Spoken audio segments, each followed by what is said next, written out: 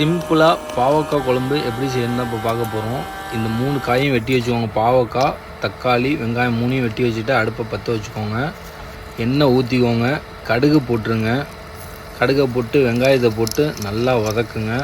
வதக்குனதுக்கப்புறம் தக்காளியை போடுங்க. தக்காளியை போட்டதுக்கப்புறம் நல்லா கொஞ்சம் உப்பு போடுங்க. உப்பு போட்டு, ஏன்னா அப்போ தான் தக்காளி நல்லா வதங்கும். உப்பு போட்டு நல்லா வதக்கிட்டு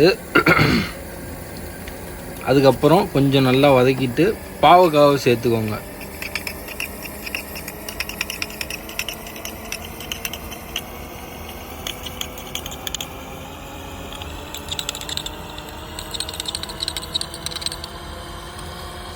பாவக்காய் போட்டாச்சு.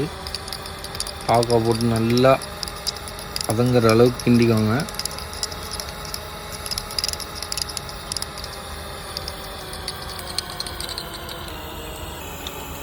நல்லா கிண்டினதுக்கப்புறம் மல்லித்தூள், மிளகாத்தூள்,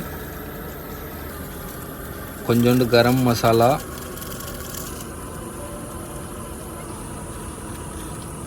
ஆச்சி சமையல் மசாலா எல்லாம் போட்டு நல்லா கிண்டுங்க ஒரு தாட்டி.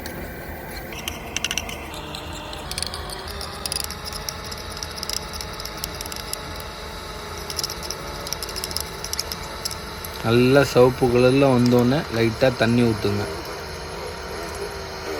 உங்கள் குழம்புக்கு தேவைப்படுற தண்ணி ஊற்றிக்கோங்க. கொதிச்சிச்சின்னா பாவக்காய் குழம்பு ரெடி.